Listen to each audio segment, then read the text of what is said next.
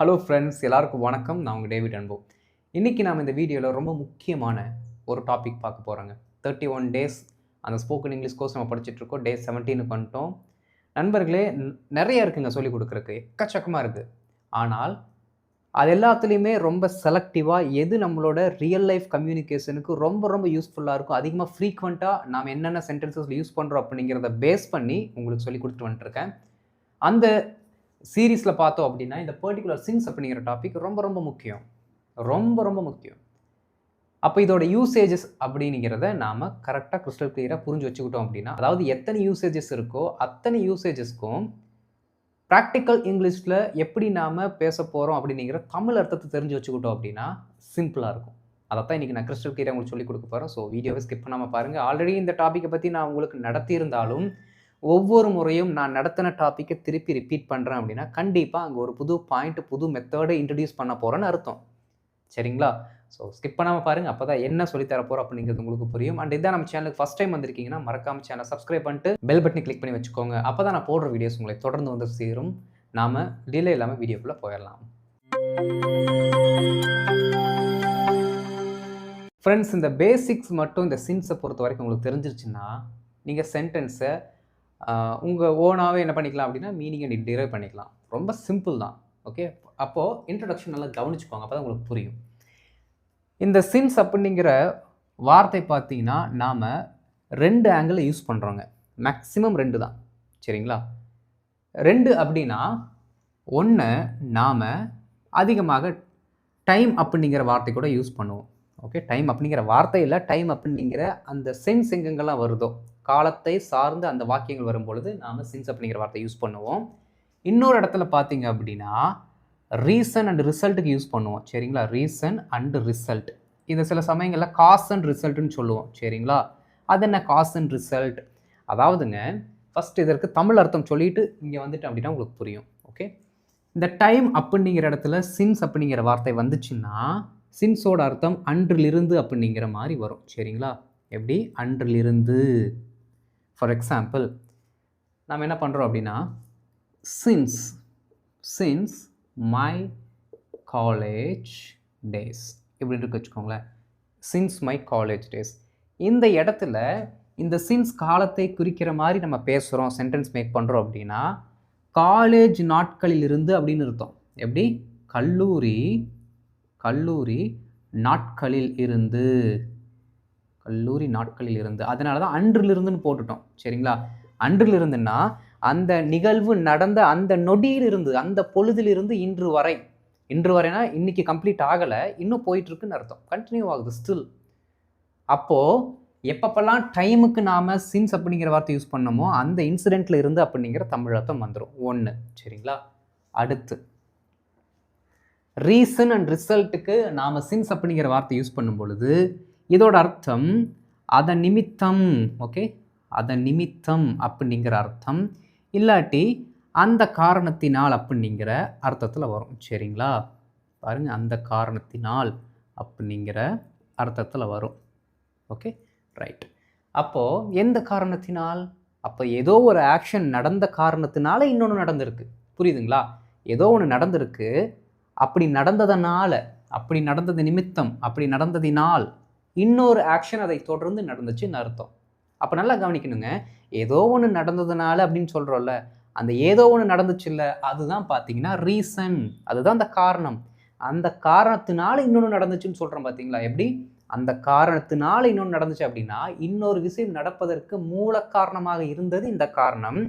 இந்த காரணத்தை வச்சு இன்னொரு ஆக்ஷன் நடந்திருக்கு, அதில் தான் பார்த்தீங்கன்னா ரிசல்ட் வருது. ஓகே, இந்த காரணத்தினால ஒரு ரிசல்ட் கிடச்சிருக்கு, இந்த காரணத்தினால ஒரு இன்சிடெண்ட் நடந்துச்சு, அந்த இன்சிடெண்ட் தான் பார்த்தீங்கன்னா ரிசல்ட்டு. அதனால ரிசல்ட் அப்படிங்கிற இன்னொரு வார்த்தையை நம்ம வச்சுருக்கோம். ஓகே, ஒன்று நடக்குது, அதை பேஸ் பண்ணி இன்னும் நடக்குது, இது நடந்ததுனால இன்னொன்று நடக்குது. இது நடக்கலன்னு வச்சுக்கோங்களேன், அந்த ரிசல்ட்டும் இருக்காது. ஃபார் எக்ஸாம்பிள், நமக்கு ஸ்போக்கன் இங்கிலீஷ் கிளாஸஸ் இருக்கிறதுனால நான் உங்களுக்கு டீச் பண்ணுறேன். எப்படி? காரணம் என்னது? நமக்கு கிளாஸஸ் இருக்குது, அதுதான் காரணம். அந்த காரணத்தினால நான் உங்களுக்கு டீச் பண்ணிகிட்டு இருக்கேன். இப்போ விளைவு என்ன? நான் டீச் பண்ணுறது. இப்போ நமக்கு இந்த ஸ்போக்கன் இங்கிலீஷ் கிளாஸ் இல்லைன்னு வச்சுக்கோங்களேன், இந்த காரணமே இல்லை அப்படின்னா இந்த விளைவு, இந்த ரிசல்ட் பாருங்கள், நான் டீச் பண்ணுறல, இதுவும் இருக்காது. புரியுதுங்களா? அப்போ இந்த மாதிரி சென்டென்சஸ்களை என்ன பண்ணுவோம் அப்படின்னா நாம் சின்ஸை அதனால், அது நிமித்தம், அந்த காரணத்தினால் அப்படிங்கிற வார்த்தைகளை வைத்து யூஸ் பண்ணுவோம். ஆனால் இதில் ஒரு ஹைலைட் என்ன தெரியுங்களா? சின்ஸ் அப்படிங்கிற வார்த்தை மெயின் கிளாஸோட சேர்ந்து வரும். எப்படின்னு பாருங்கள், நான் ஸ்ட்ரக்சர் சொல்கிறப்ப தான் உங்களுக்கு புரியும். எப்படின்னா சின்ஸ் அப்படிங்கிற வார்த்தைக்கு நமக்கு 2 மெயின் கிளாஸ் வேணுங்க. 2 கம்ப்ளீட் சென்டென்ஸ் வேணும். ஓகே, ஒன்று சின்ஸ் அப்படிங்கிற வார்த்தை கூட சேர்ந்து வரணும், அடுத்து தனித்து என்ன பண்ணணும்னா சேர்ந்து வரணும். இப்படி வந்தால் மட்டும்தான் இந்த சின்ஸ் அப்படிங்கிற வார்த்தை ஒரு சென்டென்ஸில் சரியாக இயங்கி முழு அர்த்தத்தையும் வெளிப்படுத்தும். இல்லாட்டி வராது மீனிங். எப்படி? சின்ஸ் அப்படிங்கிற அந்த வார்த்தை கூட ஒரு ஃபுல் சென்டென்ஸ், அதற்கடுத்து ஒரு ஃபுல் சென்டென்ஸ். அப்போது எங்கெங்கெல்லாம் சின்ஸ் அப்படிங்கிற வார்த்தை கூட ஒரு மெயின் சென்டென்ஸை ஆட் பண்ணுறீங்களோ இந்த பர்டிகுலர் சென்டென்ஸ் தான் பார்த்தீங்க அப்படின்னா ரீசனாக இருக்க முடியும், இல்லாட்டி காரணமாக இருக்க முடியும். காஸ் அப்படின்னா காரணம், ரீசன்னா காரணம். சரிங்களா? எப்படி? சின்ஸ் அப்படிங்கிற வார்த்தை கூட வரக்கூடிய அந்த சென்டென்ஸ் தான் காரணமாக இருக்க முடியும். சரிங்களா? அதற்கடுத்து வரக்கூடிய தனிச்ச சென்டென்ஸ் வந்து ரிசல்ட்டாக இருக்கும். இதுதான் ஃபார்மெட். ஓகே, இது ஒன்று. எப்போ இந்த அதனால், அதை நிமித்தம் அப்படிங்கிற வார்த்தையில் யூஸ் பண்ணும் பொழுது இந்த பர்டிகுலர் ஸ்ட்ரக்சரை நம்ம தெரிஞ்சு வச்சுக்கணும். அண்ட் இன்னொன்று, இந்த சின்ஸ் அப்படிங்கிறது டைம் கூட சேர்ந்து வரும் பார்த்தீங்களா? அப்போ ஒரே ஒரு சின்ன நுணுக்கத்தை மட்டும் நீங்கள் அந்த சென்டென்ஸில் கவனிச்சிங்கன்னா வேலை முடிஞ்சது. ஏன்னா மற்ற எல்லா இடத்துலையுமே சின்ஸ் இதே மீனிங்கில் தான் வரும், ஒரு இடத்துல மட்டும் காலத்தை கூட போயிடும். எப்போ தெரியுங்களா? எப்பெல்லாம் இந்த சின்ஸ் அப்படிங்கிற சென்டென்ஸுக்கு முன்னாடி, ஓகே பாருங்கள், இந்த மாதிரி ஒரு சென்டென்ஸ் இருக்குது, இது இதே மாதிரி தான் வரும். சரிங்களா?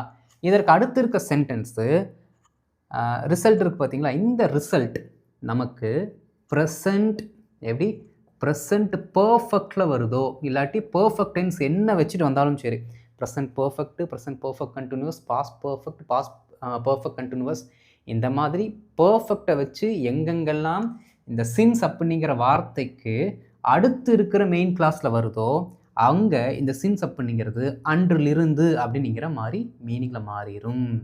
இதுதான் நீங்கள் தெரிஞ்சுக்கணும் ஃப்ரெண்ட்ஸ், ரொம்ப ரொம்ப முக்கியம். இந்த பர்டிகுலர் பாயிண்ட்டை நான் போன டைம் சின்ஸ் நடத்தும்போது உங்களுக்கு சொல்லலை, நான் சொல்லலை. இந்த பாயிண்ட் இப்போ தான் நான் சொல்கிறேன், நோட் பண்ணி வச்சுக்கோங்க, ரொம்ப ரொம்ப முக்கியம். எப்படி? சின்ஸ் அப்படிங்கிற வார்த்தையை நம்ம present perfect continuous, past perfect continuous, அதாவது பர்ஃபெக்ட் ஃபேமிலியில் எது வந்துட்டாலுமே சின்ஸ் அப்படிங்கிறது டைம் கூட போய் மேட்ச் ஆயிரும். அந்த சம்பவம் நடந்ததுலேருந்து இங்கே என்ன இன்சிடெண்ட் வேணால் இருக்கலாங்க, டைமை பற்றியே தான் பேசணும்னு அவசியம் கிடையாது. இந்த சென்டென்ஸ்க்குள்ளே என்ன இன்சிடெண்ட் வேணால் இருக்கலாம், ஆனால் அந்த இன்சிடெண்ட் நடந்ததுலேருந்து அப்படிங்கிற மீனிங் மாறிடும். சரிங்களா? எப்படி? அந்த இன்சிடெண்ட் நடந்ததுலேருந்து அப்படிங்கிற மீனிங்கில் மாற்றிடும். எப்போ? ப்ரெசன்ட் பர்ஃபெக்டோ பர்ஃபெக்ட் டென்ஸில் எது வந்தாலும். இதுதான் நீங்கள் பேசிக்காக தெரிஞ்சுக்க வேண்டியது.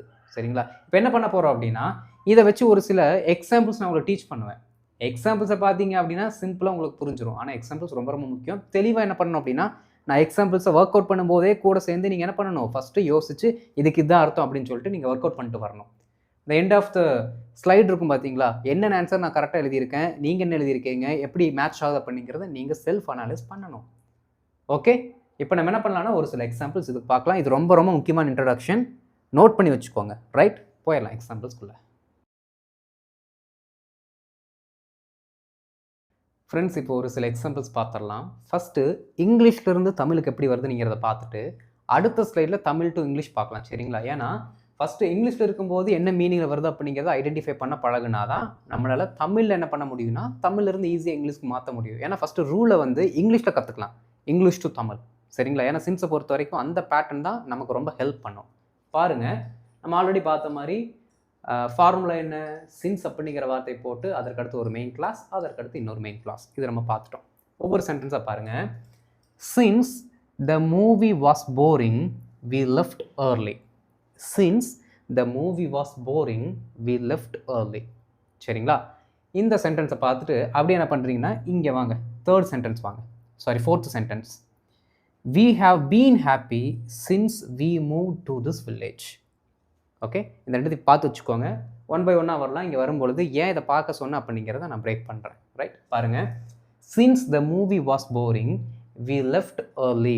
இந்த சின்ஸ் அப்படிங்கிற சென்டென்ஸை பொறுத்த வரைக்கும் இந்த பர்டிகுலர் மெயின் கிளாஸை நீங்கள் முன்னாடி போட்டுட்டு இந்த சின்ஸ் அப்படிங்கிற சென்டென்ஸை தூக்கி இங்கே பின்னாடி போட்டாலும் மீனிங் வரும். பாருங்கள், அடுத்த சென்டென்ஸில் நான் அப்படி எழுதியிருக்கேன் உங்களுக்கு புரியறதுக்காக.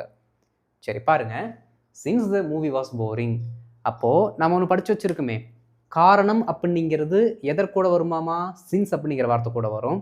ரிசல்ட்டுங்கிறது எது கூட வரும்? தனித்து வரும் அப்படின்னு சொல்லியாச்சு. அப்போ சின்ஸ் அப்படிங்கிற வார்த்தை கூட வரக்கூடிய அந்த வாக்கியம் அதனால் அதன் நிமித்தம் அப்படிங்கிற மீனிங்கில் மாறிடும் அப்படின்னு நம்ம படித்தோம். பாருங்கள், the movie was boring. The movie was boring அப்படின்னா நம்ம என்ன சொல்லுவோம் அப்படின்னா, மூவி ஐயோ மொக்கடா ரொம்ப டயர்டாக இருந்துச்சு, சலிப்பாக இருந்துச்சு அப்படின்னு நம்ம சொல்லுவோம். சரிங்களா? அதுதான் அர்த்தம். அதுவும் பார்த்தீங்க அப்படின்னா வாஸ் அப்படிங்கிற மீனிங்கில் இருக்குது. நல்லா கவனிக்கணுங்க. வாஸ் போரிங் அப்படின்னு இருந்துச்சுன்னா பாஸ்ட் கண்டினியூஸ் டென்ஸ் அப்படின்னு நீங்கள் நினச்சக்கூடாது, வராது. ஏன் அப்படின்னா இது வந்து பார்த்தீங்கன்னா ஒரு வேர்பை குறிக்கக்கூடிய வார்த்தை இல்லை, ஒருத்தரோட ஸ்டேட்டை சொல்லக்கூடிய வார்த்தை, நிலைமையை சொல்லக்கூடிய வார்த்தை. எப்படி நம்ம இன்ட்ரெஸ்டிங்னு வச்சுருக்கோம், த மூவி இஸ் இன்ட்ரெஸ்டிங். அந்த இடத்துல இன்ட்ரெஸ்டிங் அப்படின்னா ஆர்வமாக இருந்து கொண்டு இருக்கிறதுங்கிற அர்த்தத்தில் வராது.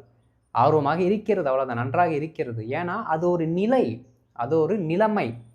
அப்போ அந்த நிலைமையாக இருக்கட்டும், நிலையாக இருக்கட்டும், அதை சொல்லும் பொழுது நாம் ஐஎன்ஜி ஃபார்மில் இருக்க அந்த கொண்டு இருக்கிறதுங்கிற மீனிங்கில் வராது. Okay, just he was a doctor அப்படின்னு எப்படி அவர் ஆசிரியராக இருந்தார் நம்ம சொல்லுவோம். அதே மாதிரி தான் இது ஒரு நிலைமை. The movie was boring, movie சலிப்பாக இருந்ததுன்னு சிம்பிளாக சொன்னாலே போதும். சரிங்களா? பாருங்கள், the movie was boring, movie சலிப்பாக இருந்தது. சின்ஸ் அப்படிங்கிற வார்த்தை இருக்கிறதுனால மூவி சலிப்பாக இருந்ததினால் அப்படிங்கிற அர்த்தம் வந்துடும். ஏன்னா சின்ஸ் அப்படிங்கிறதுனா அதனால் அப்படிங்கிற வார்த்தை ஆட் ஆயிரும். சரிங்களா? பாருங்கள், த மூவி வாஸ் போரிங், திரைப்படம், ஓகே, திரைப்படம் சலிப்பாக இருந்தது. சின்ஸ் சேர்த்தா இருந்ததினால் அப்படிங்கிற அர்த்தம் வரும். ஓகே, இருந்ததினால். ஓகே, கமா, நாங்கள் சீக்கிரமாக வெளியேறினோம் அப்படிங்கிற அர்த்தத்தில் எடுத்துக்கலாம். சரிங்களா? நாங்கள் சீக்கிரமாக வெளியேறினோம். ஏன்னா படம் நல்லா இல்லை, ரொம்ப நாள் உட்கார முடியல, டயர்ட் ஆயிடுச்சு, வெளியில் வந்துட்டோம், அவ்வளோதான் அர்த்தம். பாருங்கள், since the movie was boring we left early. Since the movie was boring we left early. படம் நல்லா இல்லாதனால நாங்கள் சீக்கிரமாக வெளியில் வந்துட்டோம், அவ்வளோதான். I couldn't send the email since the internet was down. I couldn't send the email since the internet was down. நல்லா கவனிக்கணும் நண்பர்களே. என்னதான் சின்ஸ் அப்படிங்கிற வார்த்தை சென்டென்ஸோட செகண்ட் பார்ட்டாக வந்திருந்தாலும் தமிழில் நீங்கள் யோசிக்கும் பொழுது, மாற்றும் பொழுது அதை ஃபஸ்ட்டு கொண்டு வந்து என்றைக்குமே ஃபிக்ஸ் பண்ணி பழகுங்க. நம்ம எப்படி மேலே எழுதியிருக்கோம் அதே மாதிரி கொண்டு வந்துட்டிங்கன்னா சிம்பிளாக முடிஞ்சிடும். எப்படி தமிழுக்கு மாற்றும் பொழுது அப்போ சின்ஸ் நிற்கிற சென்டென்ஸை ஃபஸ்ட்டு நம்ம மாற்றிட்டு வருவோம். The internet was down. Internet was down அப்படின்னா நெட்வொர்க்கு செயல் இழந்து போச்சு, வேலையே செய்யலை, ரொம்ப லோவாக இருந்துச்சு, அதனால் வேலை செய்யலை அப்படின்னு அர்த்தம். செயல் இழந்தது. எப்படி? The internet was down, internet செயல் இழந்தது. சின்ஸ் அப்படிங்கிற வார்த்தை இருக்கிறதுனால இன்டர்நெட்டு செயல் இழந்ததினால் அப்படிங்கிற அர்த்தத்தை எடுத்துக்கணும். ஓகே, பாஸ்டில் இருக்குது, செயல் இழந்ததினால். ஓகே, ஏன்னா செயல் இழந்ததினால் அப்படியே மாறிடும். சரிங்களா? பாருங்கள், இன்டர்நெட், ஓகே, இன்டர்நெட் செயல் இழந்ததினால்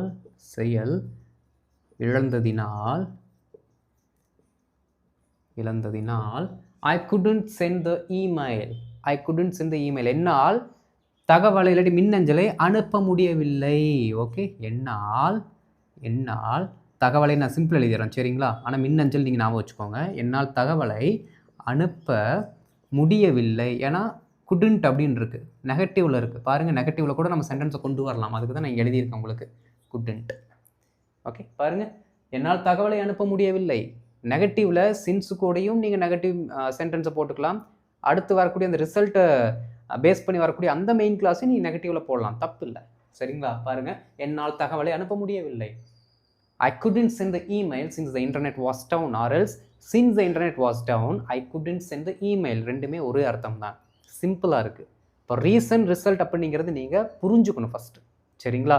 third example, we will call you since we have selected you. நல்லா கவனிக்கணும், இங்கே ஃப்யூச்சர் இருக்குது, இங்கே என்னவா இருக்குது, இங்கே ப்ரெசன்ட் பர்ஃபெக்ட் இருக்குது. எப்படி இருந்துட்டு போகட்டும், மீனிங் வந்துடும். அதான் சின்ஸோட குவாலிட்டியை. சரிங்களா? பாருங்கள், since we have selected you, first நம்ம சின்ஸ் அப்படிங்கிற சென்டென்ஸை முன்னாடி கொண்டு வரணும் தமிழுக்கு. Since we have selected you, நாங்கள் உங்களை தேர்வு செய்திருக்கிறோம். எது? நாங்கள் உங்களை தேர்வு செய்திருக்கிறோம். Since we have selected you, நாங்கள் உங்களை தேர்வு செய்திருக்கிறதுனால, அவ்வளோதான், முடிஞ்சு போச்சு. எழுதிடலாமா? பாருங்கள், நாங்கள் உன்னை இல்லாட்டி உங்களை தேர்வு செய்து இருக்கிறோம் அப்படிங்கிற தமிழ் அர்த்தத்தில் வரணும். வி ஹாவ் செலக்டட் யூ அப்படின்னா தேர்வு செய்து இருக்கிறதினால், அவ்வளோதான். ஓகே, செய்து இருக்கிறோம், சின்ஸ் இருக்கிறதுனால அதனால் அப்படிங்கிற அர்த்தம் வந்துருச்சு. ஓகே, நாங்கள் உன்னை தேர்வு செய்து இருக்கிறதினால் we will call you.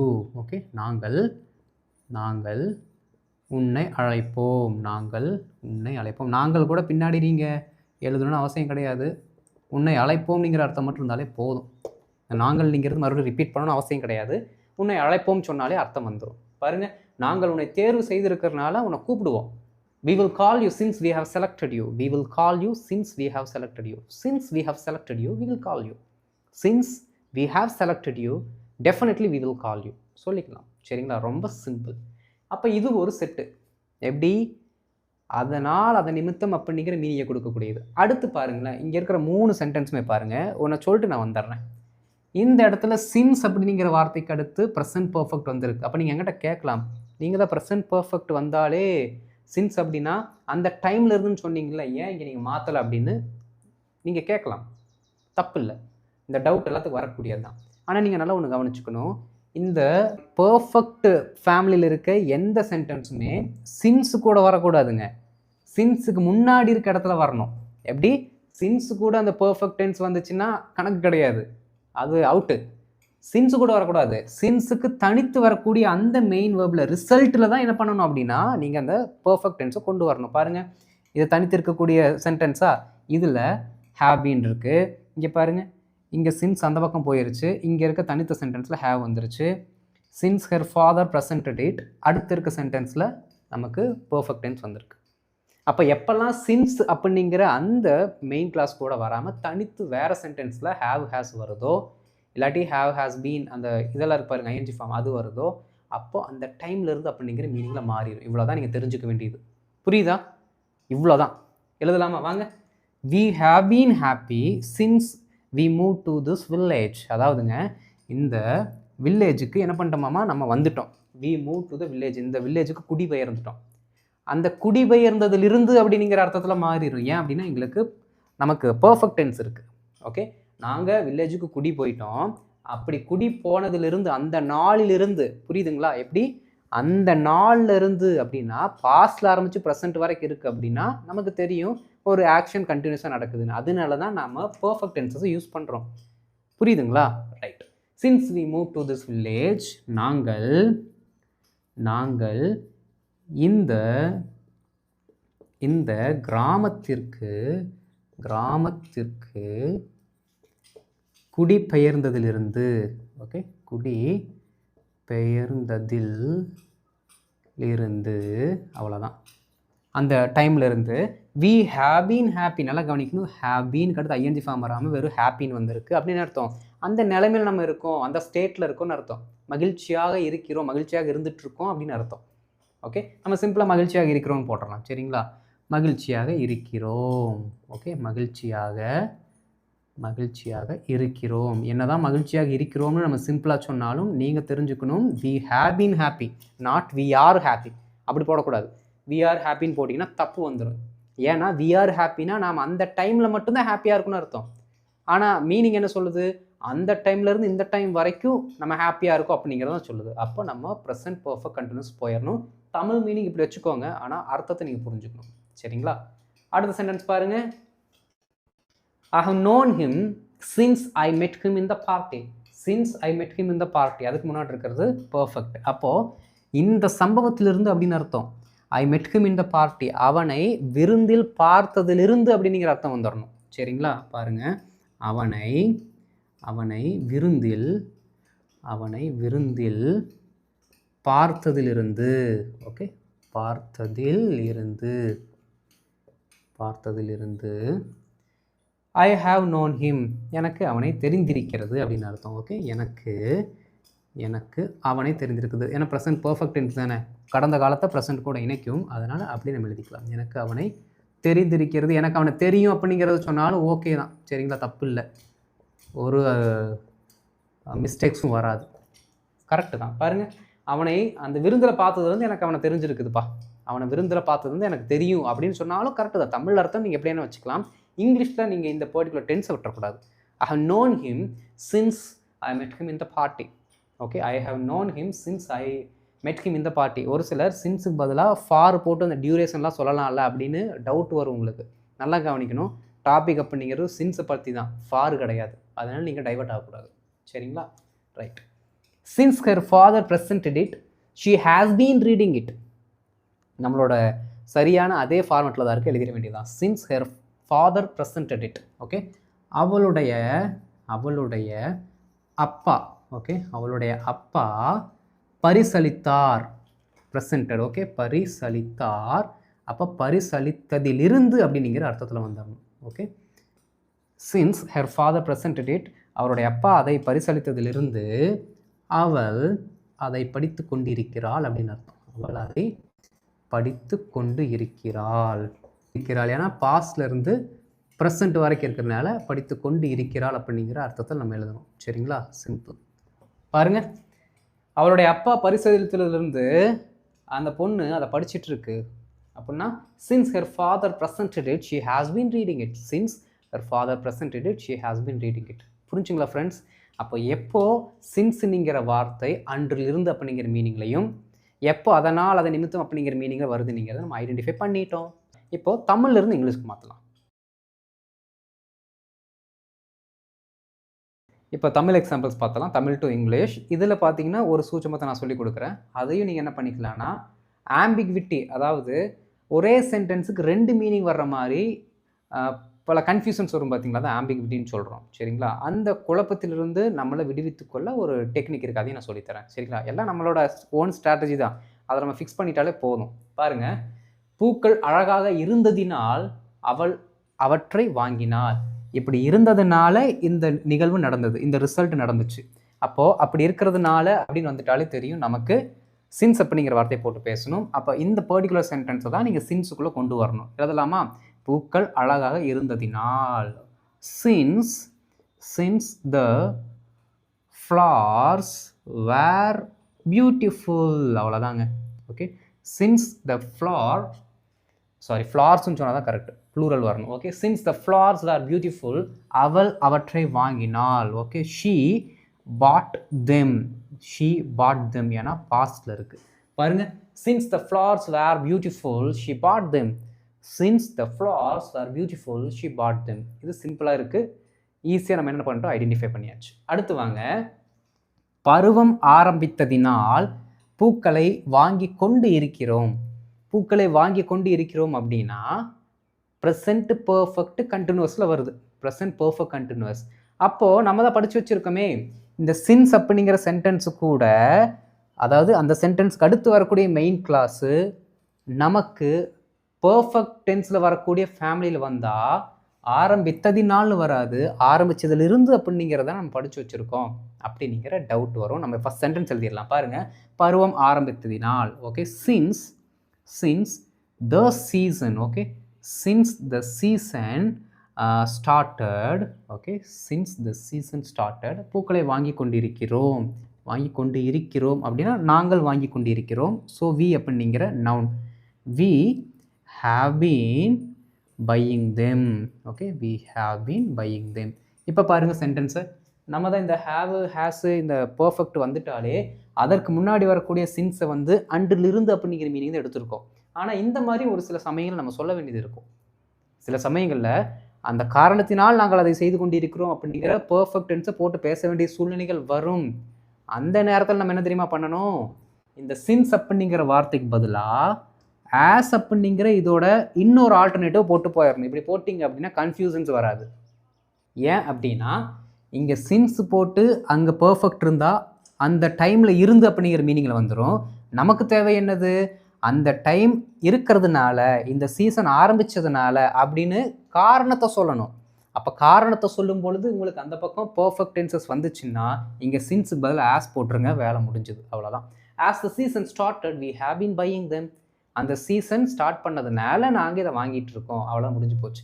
இங்கே சின்ஸ் போட்டிங்கன்னா மீனிங் மாறும். இந்த ஆம்பிக்விட்டியை தவிர்த்து கொள்ள இந்த மெத்தடை யூஸ் பண்ணுங்கள்.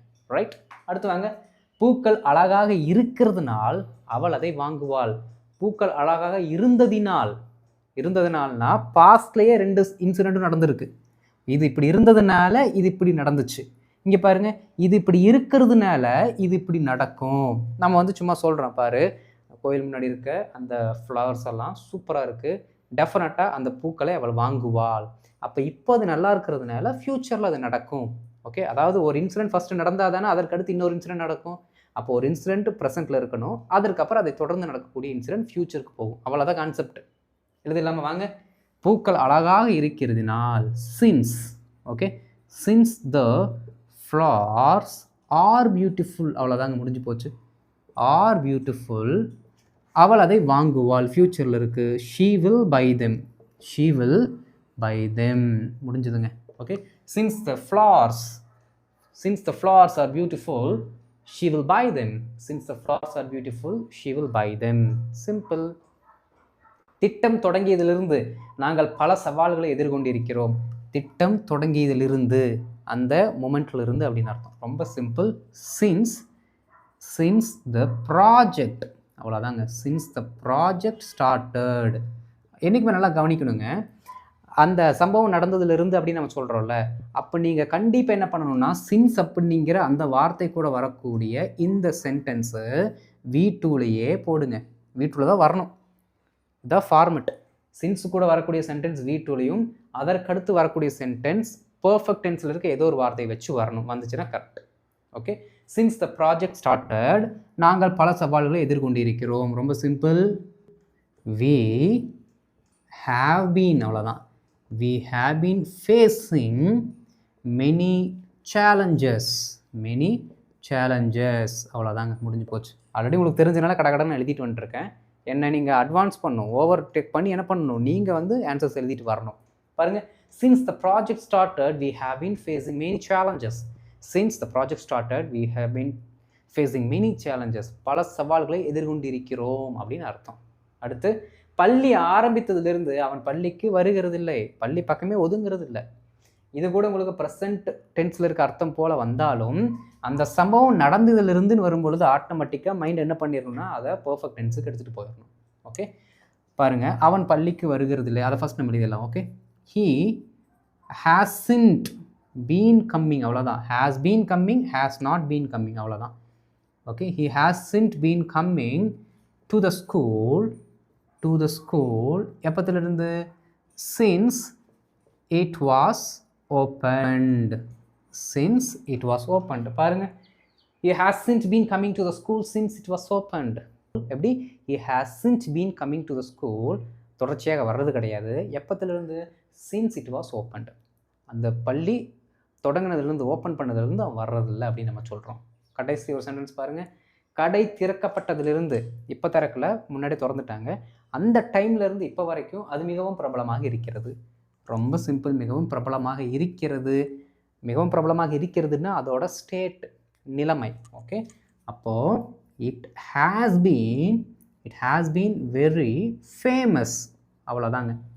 he has been very famous, அவர் பிரபலமாக இருக்கிறார்னு அர்த்தம். it has been very famousனா அது பிரபலமாக இருக்கிறதுன்னு அர்த்தம். Okay, it has been very famous since the shop was opened, அதே தான்.